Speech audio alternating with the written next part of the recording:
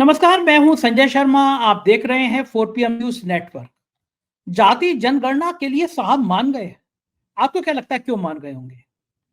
मोहन भागवत जब उनके घर पे गए तो गोदी मीडिया के चैनलों ने कहना शुरू कर दिया, मोहन भागवत गए, अब बस हवाई जहाज उड़ने वाले हैं पाकिस्तान पे अटैक करने के लिए। चैनलों पे दिखाई जाने लगा कि अब ये रॉकेट उतरा, रॉकेट उड़ा, जहाज उतरा, मिसाइल आ गई, टैंक आ गए, सबके सबके फोटो चलने लगे। मानो जंग हो गया कि मोहन भागवत जी कहने गए हैं कि कर जाओ बेटा, चढ़ जाओ सूली पे, कर दो जंग। लेकिन निकला जाति जनगणना का जिन्न। फिर चर्चा शुरू हुई कि बात चल रही थी पाकिस्तान पे अटैक की, ये अचानक जाति जनगणना कहां से आ गई?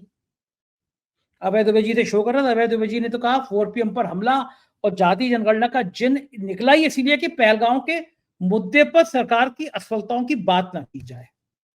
बहुत शानदार बातचीत है। जाति जनगणना पे मैंने पूछा, राजनीतिक गलियारों में चर्चा चल रही है, जाति जनगणना इसलिए चलाई गई कि ये चर्चा तेज की जाए कि यूपी में ठाकुर, उत्तराखंड में ठाकुर, राजस्थान में ब्राह्मण, ये पंडितों ठाकुरों ने कब्जा किया, जाति जनगणना से बाहर जिन आ जाएगा सामने की असली हक तो पिछड़ों का है। अब आप कल्पना करिए, जब जाति जनगणना हो जाएगी, यूपी में सबसे बड़ी संख्या पिछड़ों को निकलेगी, तो भाजपा किस मुंह से कहेगी कि ये ठाकुर मुख्यमंत्री हम आपको दे रहे हैं?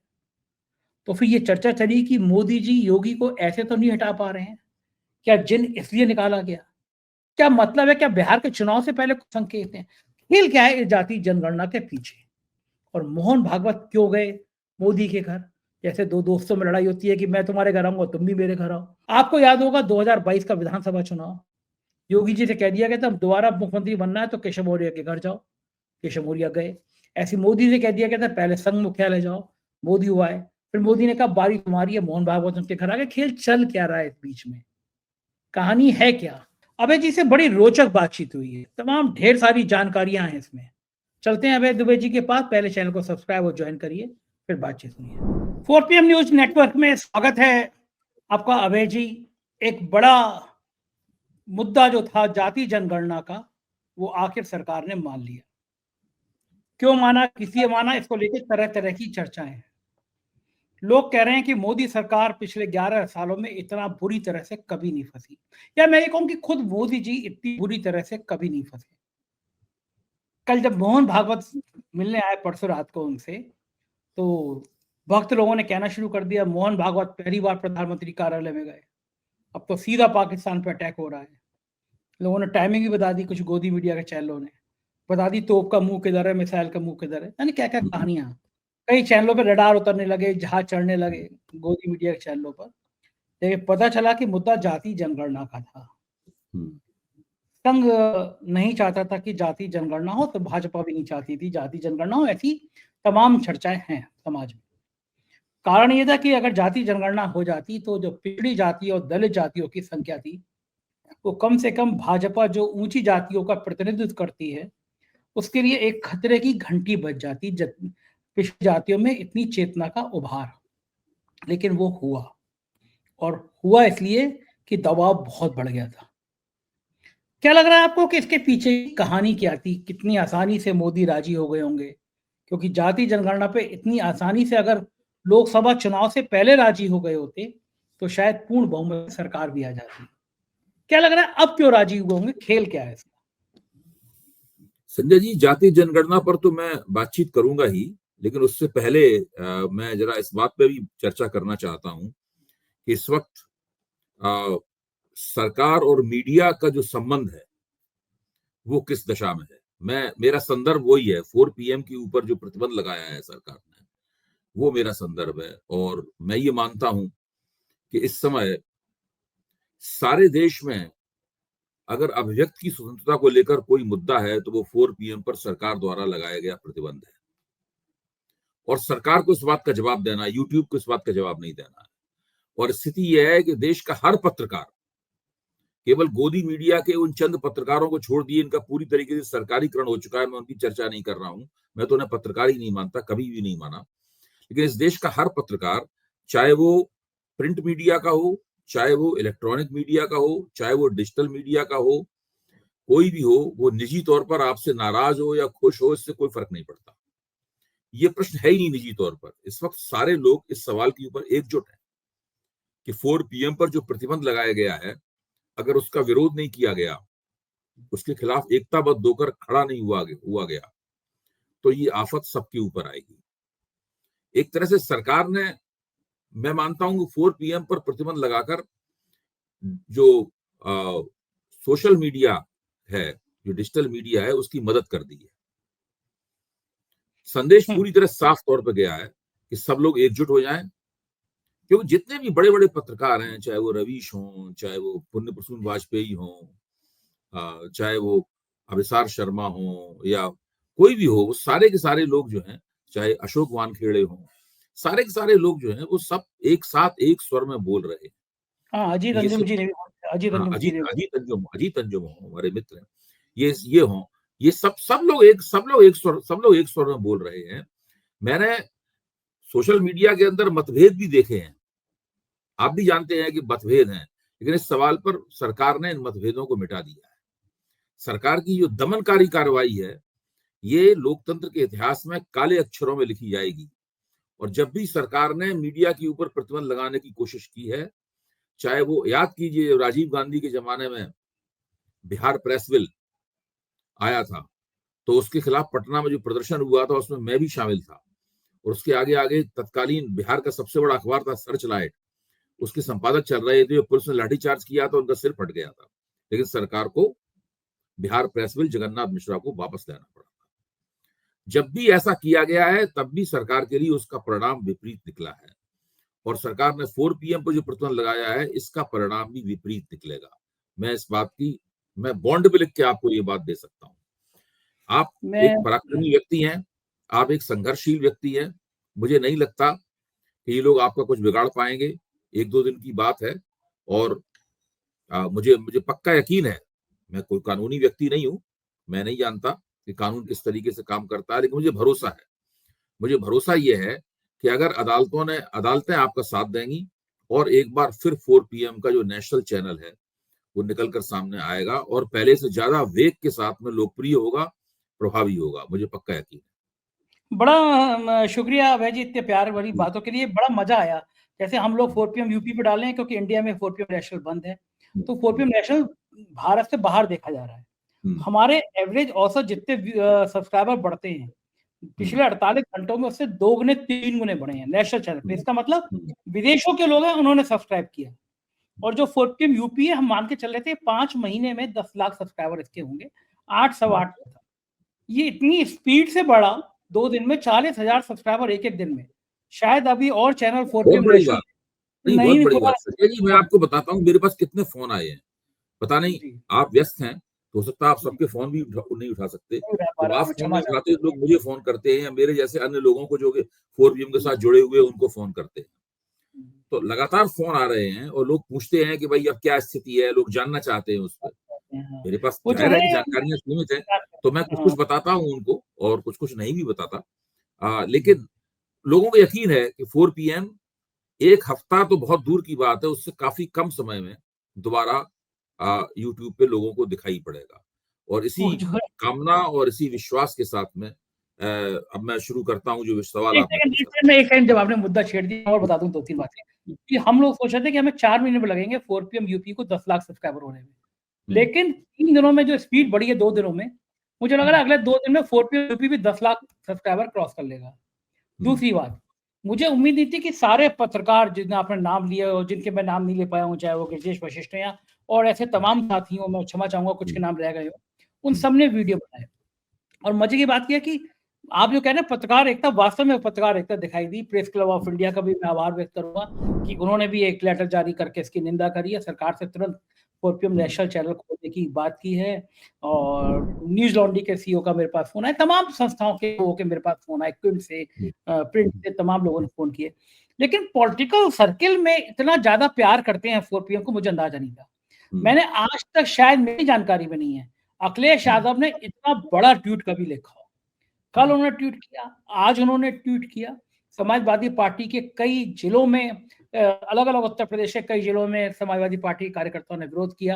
कांग्रेस के राष्ट्रीय और प्रदेश अध्यक्ष स्तर के सब नेताओं ने, अजय राय जी का मेरे पास फोन आया, कांग्रेस के सीनियर कई नेताओं का फोन आया, तेजस्वी यादव जी ने फोन किया, और संजय राउत तो आज ने कमाल कर दिया, लाइव प्रेस कॉन्फ्रेंस चल रही थी, और मैं उन शब्दों का इस्तेमाल नहीं करना चाह रहा। मैं एक काम करता हूँ, मैं सुनवा देता हूँ कि संजय राउत क्या बोले। मुझे अपने मुंह से बोलते हुए अच्छा नहीं लग रहा है। संजय राउत को सुनिए क्या बोले। यूट्यूब चैनल बंद किए, पाकिस्तान के किए, करेक्ट, उससे कुछ नहीं होता, वो बदला नहीं होता है, वो नौटंकी है। भारत का एक चैनल 4 PM आपने बंद कर दिया, जो सबसे ज़्यादा देखा जाता है इस देश में, रवीश कुमार जी के साथ। हाँ, संजय शर्मा उनके एडिटर है, सच बोलता है ये चैनल, सच बातें कहता है, मोदी और शाह जी को सवाल पूछता है, तो आपने वो चैनल बंद कर दिया। कोई नोटिस नहीं, कोई समन्स नहीं, कोई एक्सप्लेनेशन नहीं। ये कौन सा डेमोक्रेसी है? पाकिस्तान पर बदला लेना है, चैनल से बदला ले रहे हो आप। 4 PM, ये 4 PM चैनल के ऊपर जो आपने जो बंदी किया है ना, वो 4 PM ने आपके 12 बजाने वाले हैं। तो सुना आपने अभय दुबे जी, संजय राउत क्या दम के बोले। तो मैं कह रहा हूँ ये जो पॉलिटिकल एक ताकत, इंडिया गठबंधन टाइप की ताकत हो गई ये कुछ कि अगर तुम मीडिया पे अगर हाथ लगाओगे तो हम पॉलिटिकल पार्टियां भी तो ओपोजिशन की है, वो ये मानेंगे कि ये लोकतंत्र को दबाने की आवाज है। तो मैंने तो मजे में ट्वीट किया संजय राउत का बयान जो था उसको लगा के। अब ट्वीट ही मुंह से निकलता है, एक्स हो गया, वो अलग बात है।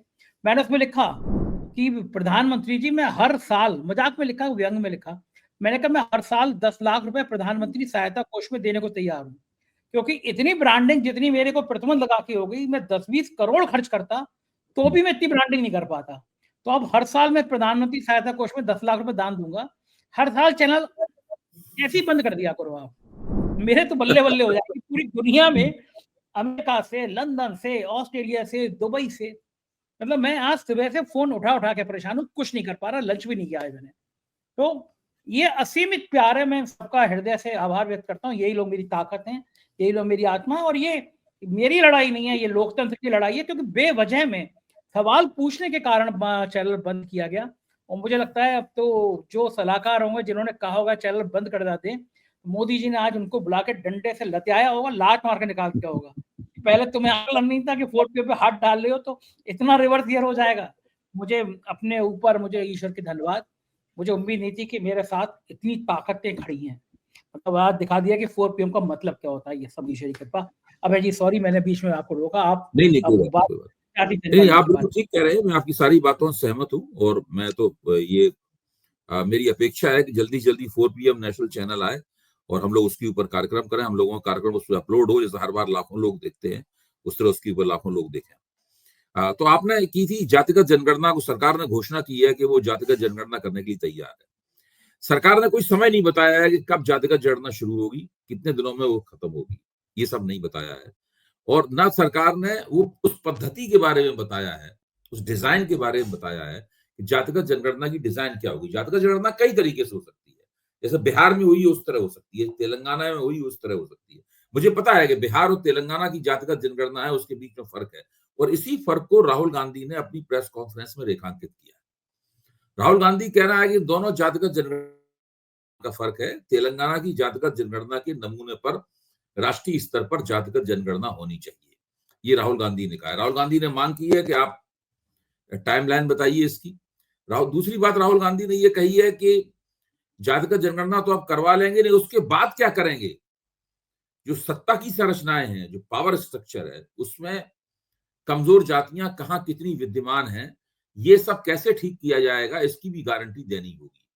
तो एक तरह से जातिगत जनगणना करके का ऐलान करके हो सकता है सरकार ने अपनी कुछ फौरी राजनीतिक मकसदों को पूरा करने की कोशिश की हो, लेकिन दूरगामी स्तर पर सरकार इस चक्कर में फंस गई है।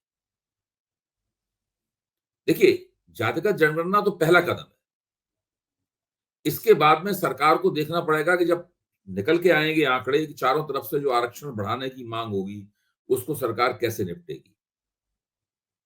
बहुत सारी बातें हो सकती हैं। ये जो इन लोगों ने जो EWS category, economically weaker section वाली जो कैटेगरी है, श्रेणी है, जिसके अंदर ऊंची जातियों को आरक्षण दिया जाता है, ये जो कैटेगरी बनाई है, इस कैटेगरी के ऊपर भी सवाल उठेगा, क्योंकि समाजवादी पार्टी की तरफ से लगातार ये कहा जा रहा है कि ईडब्ल्यूएस कैटेगरी, कई मामलों में ईडब्ल्यूएस कैटेगरी का जो कट ऑफ होता है वो ओबीसी कट ऑफ से नीचे किया जाता है, ताकि ईडब्ल्यूएस के जरिए ज्यादा लोग चले जाएं और ओबीसी के लोग न जा पाए। एक तरह से ईडब्ल्यूएस कैटेगरी ओबीसी के पैर पे पैर रखकर आगे पैर में पैर रख के आगे बढ़ रही है, और यही भारतीय जनता पार्टी की पूरा इरादा था इसको करने में।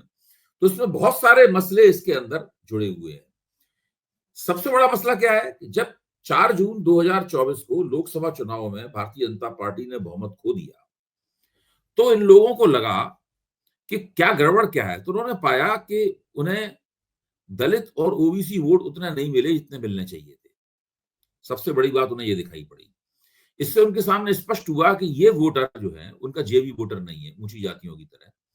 इस वोटर को अपने साथ लाने के लिए उन्हें अपने रवैये पर पुनर्विचार करना होगा। उसके बाद संघ ने और भाजपा ने इस प्रश्न के ऊपर पुनर्विचार करना शुरू किया कि जातिगत जनगणना कराई जाए या न कराई जाए। सारे देश में लगातार माहौल ये बन रहा था कि बीजेपी दरअसल ब्राह्मण बनिया पार्टी है।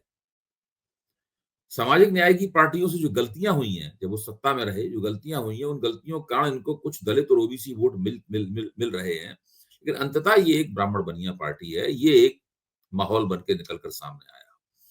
मुझे लगता है कि दो प्रमुख कारण है जिनकी वजह से भाजपा इस निर्णय पर पहुंची है। पहला कारण यह है कि भाजपा विपक्षी दलों का जो प्रचार है कि ये ब्राह्मण बनिया पार्टी है, इसका खंडन करना चाहती है। वो दिखाना चाहती है कि हम ब्राह्मण बनिया पार्टी नहीं है, हमको ओबीसी और दलित की चिंता है। इसके लिए ये घोषणा की गई है, पहली बात। दूसरी बात यह है कि भारतीय जनता पार्टी की सरकार कल सेनाध्यक्षों के साथ जो बैठक हुई थी, उसके बाद अब इस बहस को शिफ्ट करना चाहती है। वो नहीं चाहती कि बहस पहलगाम के ऊपर रहे। वो पहलगाम से बहस को हटाकर जातिगत जनगणना के सवाल पर लाना चाहती है।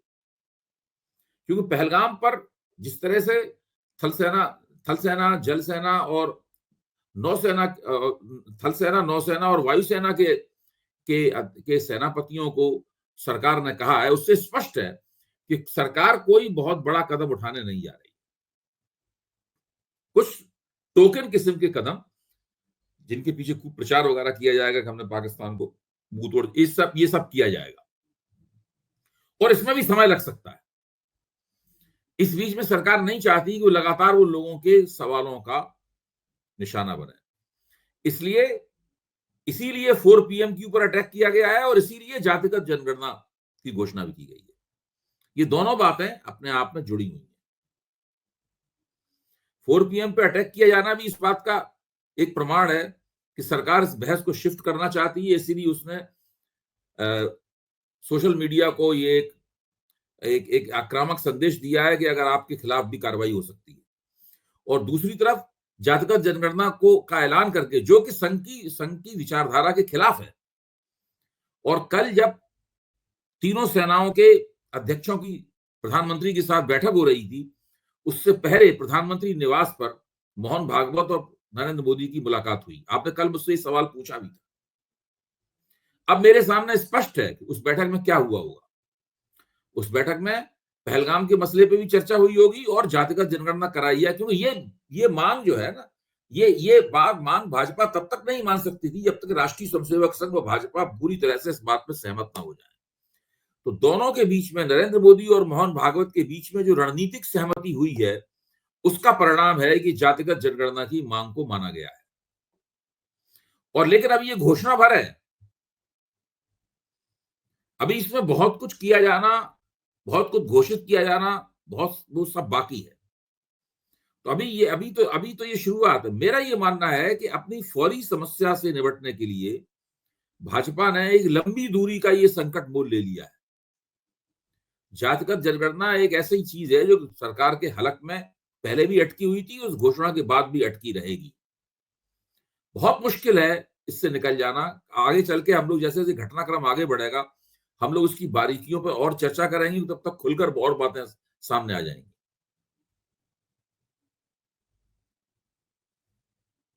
ये बात ठीक है कि ये जो है पेचीदगियां अभी बहुत उलझी हुई हैं, लेकिन एक बड़ा सवाल ये है कि जब जाति जनगणना का चिन्ह बाहर आएगा, ये आएगा कि पिछड़ी जातियों का प्रतिनिधित्व इतना है, दलितों का इतना है, ऊंची जातियों का इतना है। जाहिर है कि पिछड़ी जातियों का प्रतिनिधित्व बहुत ज्यादा होगा, सबसे ज्यादा होगा। जितने बड़े राज्य हैं उनमें उतना ही ज्यादा होगा। सही बात।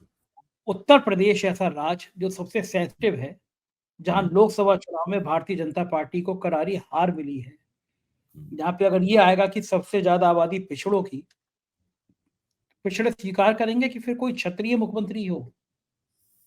योगी आदित्यनाथ की सत्ता को कितनी बड़ी चुनौती मिलेगी जाति जनगणना से।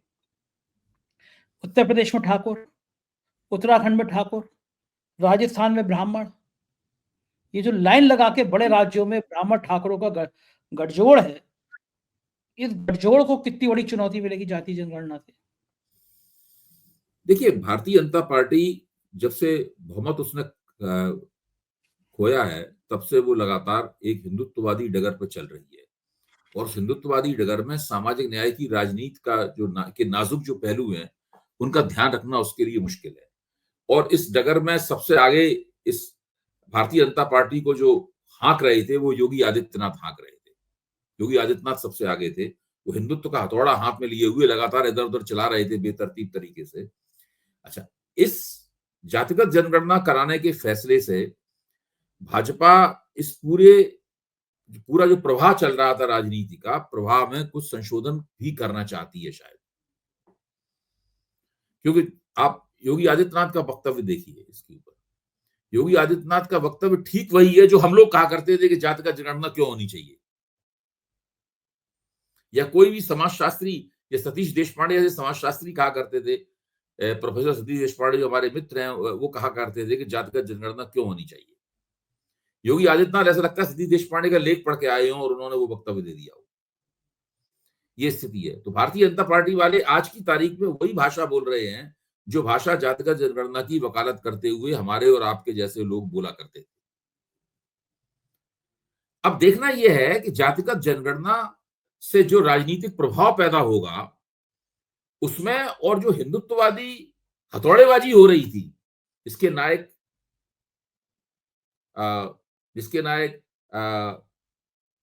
योगी आदित्यनाथ थे और निशिकांत दुबे जैसे लोग थे, इसके बीच में भारतीय जनता पार्टी सामंजस्य कैसे स्थापित करती है, ये बहुत बड़ी चुनौती है। भाई, एक तरफ आप जाति जनगणना की बात करते रहेंगे और दूसरी तरफ आप ये कहेंगे, जैसी बातें निशिकांत दुबे करते हैं, जैसी बातें योगी आदित्यनाथ करते हैं, दोनों बातें साथ साथ नहीं चलने वाली। इसलिए भाजपा को मैं इसीलिए कह रहा हूं कि भाजपा ने जो कदम उठाया है, जिसको आप जिन्न कह रहे हैं, निकला है, ये जिन्न भाजपा को बहुत परेशान करने वाला है। जैसे जैसे जातीय जनगणना होगी उसके आंकड़े सामने आएंगे, आरक्षण बढ़ाने की मांग होगी। अगर भाजपा सरकार आरक्षण बढ़ाती है तो फिर ऊंची जातियों में उसके खिलाफ असंतोष फैलेगा, और भाजपा के जो समर्थक ओबीसी तबके हैं, उन तबकों में और दूसरे भाजपा के विरोध में ओबीसी तबके हैं, उनके बीच में संघर्ष पैदा होगा। कई जगह उनके बीच में परिस्थितियों में एकता भी हो सकती है। दोनों ही स्थितियों में भाजपा के सामने बहुत संकट पैदा होगा। इस चीज को प्रबंधित कर पाना भारतीय जनता पार्टी के लिए बहुत मुश्किल है। भाजपा जानती थी कि ये मुश्किल है, इसीलिए वो जातिगत जनगणना करने के लिए तैयार नहीं थी। इसीलिए 5 जन ऑर्गेनाइजर में लगातार जातिगत जनगणना के खिलाफ आर्टिकल छप रहे थे। इसीलिए योगी आदित्यनाथ ने बटोगे तो कटोगे वाला नारा दिया था, एक है तो नेक है वाली बात कही गई थी। इसीलिए उस नारे को आरएसएस की तरफ से उछाला गया था, जिसको नरेंद्र मोदी ने भी उसी स्वर में बात की थी। अब ये सारी बातें बटेंगे तो कटेंगे, एक है तो नेक है, ये सब पृष्ठभूमि में चले गए। एक तरह से अभी तक की गई राजनीति को जातिगत जनगणना कराने का घोषणा करके भारतीय जनता पार्टी ने मोटे तौर पर कैंसिल कर दिया है। जातिगत जनगणना कराने के साथ में भारतीय जनता पार्टी शून्य से अपनी शुरुआत करेगी, क्योंकि हिंदुत्ववादी राजनीति में जो ऊंची जातियों के मन में गुदगुदी होती थी, हिंदुत्ववादी ऊंची जातियों का जो एक प्रतिक्रियावादी हिस्सा था, उसके मन में जो गुदगुदी होती थी, वो गुदगुदी जातिगत जनगणना कराने की मांग से जो है ना, वो रुक गई है। देखो, ठीक कहते हैं, दो बातें हैं। एक तो केशव मौर्य के बड़ी करीबी एक साहब हैं, उन्होंने तो सुना है कि आज लड्डू भी बंटवा दिए कि अब तो जाति जनगणना के बाद सिंहासन खाली होगा, केशव जी सत्ता में आ जाएंगे। दूसरा, मैं जानना चाहता हूं कि जाति जनगणना का सीधा लाभ क्या आपको लगता है अखिलेश यादव और तेजस्वी यादव को मिलेगा? जाति जनगणना के मुद्दे पर दोनों बहुत मुखरते, पीडीए का एक नारा अखिलेश यादव ने दिया और वो कड़ा कामयाब भी हुआ। दूसरी बात, कुछ लोग बड़ी चर्चा कर रहे हैं, हालांकि मैं मैं नहीं कह रहा इसका कोई आधार है या नहीं है, लेकिन लोग कह रहे थे कि योगी को पर कतरने का इसके अलावा कोई चारा नहीं था, योगी को हटा नहीं पा रहे थे, तो जाति जनगणना का जिन्न लेकर आया कि अमित शाह का सिंहासन बरकरार है, योगी इतनी तेज ना दौड़े। इस पूरी पूरी रणनीति पे आपका क्या मानना है? देखिए, योगी आदित्यनाथ इस बात को भांप गए जो आप कह रहे हैं, इसलिए सबसे सारे नेताओं में सबसे पहले उनका वक्तव्य सामने आया। योगी आदित्यनाथ समझते हैं कि ये क्या किया गया है, तो उन्होंने कहा ये बड़ा अभूतपूर्व निर्णय लिया गया है और इससे हम नीतियां बनाने में ऊंची जातियों के लिए करेंगे, सामाजिक न्याय के पक्ष में अभूतपूर्व निर्णय है। ये सारी बातें योगी आदित्यनाथ ने करनी शुरू कर दी हैं। देखिए, अब मैं ये कह रहा हूं कि जो हिंदुत्ववादी आग्रह हैं और जातिगत जनगणना से जो जज्बात निकलते हैं और जो जिस तरीके की राजनीति निकलती है, इन दोनों के बीच में तालमेल स्थापित करना भारतीय जनता पार्टी के लिए बहुत बड़ी चुनौती होगी। भाजपा जानती थी कि ये तालमेल स्थापित करना उसके लिए मुश्किल होगा। ये भी एक बहुत बड़ा कारण था कि वो जातिगत जनगणना के लिए तैयार नहीं थी। वो रोहिणी कमीशन जैसी जांच पड़ताल तो करा सकती थी, जो उसने करवाई भी, लेकिन जातिगत जनगणना एक दूसरी चीज है। जब अब जनगणना का जो फॉर्म लेके कोई भी व्यक्ति आपके घर के दरवाजे पे दस्तक देगा, तो उसके अंदर जाति का भी एक खाना होगा। उसके अंदर जातिगत जनगणना में स्पष्ट कर दूं, एक नया पैसा अतिरिक्त नहीं खर्च होगा, ना समय ज्यादा खर्च होगा, कुछ नहीं। वो खाना उसके अंदर होगा, लोगों को अपनी जाति लिखनी होगी और एक दो खाने और भी हो सकते हैं कि भाई आपको क्या सुविधाएं मिलती हैं वगैरह वगैरह, ये भी हो सकते हैं। मतलब तो जातिगत जनगणना के जरिए हम लोगों को पता लग जाएगा कि दरअसल जो कमजोर जातियां हैं उनकी संख्या कितनी है, कितनी जातियां हैं और उनको दरअसल उनकी आर्थिक सामाजिक स्थिति क्या है, ये हम लोगों को पता लग जाएगा। इसके बाद में देश की राजनीति में काफी बड़ा अंतर पड़ेगा, क्योंकि उसी के हिसाब से राजनीति सूत्रबद्ध होगी, उसी के हिसाब से मांगे की जाएंगी, उसी के हिसाब से आंदोलन होंगे, उसी के हिसाब से नारे लगेंगे, सारी बातें उसी के हिसाब से होंगी। और गोलबंदियां भी, जो चुनावी गोलबंदी है, वो भी उसी के हिसाब से होगी। बिल्कुल ठीक है अभय जी। एक आखिरी सवाल, अगर लोकसभा चुनाव से पहले जाति जनगणना की अनुमति दे दी जाती, मान ली जाती मांग, तो क्या असर पड़ता है लोकसभा चुनाव में? देखिए, उस वक्त तो भारतीय जनता पार्टी का मानना यह था कि हमको पूर्ण बहुमत, स्पष्ट बहुमत मिलने जा रहा है, और अगर 2024 में स्पष्ट बहुमत प्राप्त होता तो जातिगत जनगणना की घोषणा कभी नहीं होती। ये सारे के सारे 4 जून 2024 को जो बहुमत खोया भाजपा ने, उसके आफ्टर इफेक्ट्स हैं। बिल्कुल ठीक कह रहे हैं। अगर यही होता तो अभी कुछ नहीं होता। ये बिल्कुल सही है, लग भी यही रहा है। बहुत बहुत शुक्रिया अभय जी, आपने तक कीमती समय दी, हमसे बातचीत करी। Thank you sir. ये थे अभय दुबे जी और उन्होंने बताया, विस्तार से बताया कि खेल क्या है राजनीति का। मुझे यकीन है चर्चा आपको पसंद आई होगी। चैनल को सब्सक्राइब और ज्वाइन जरूर कर लीजिएगा, याद दिला रहा हूँ। Thank you.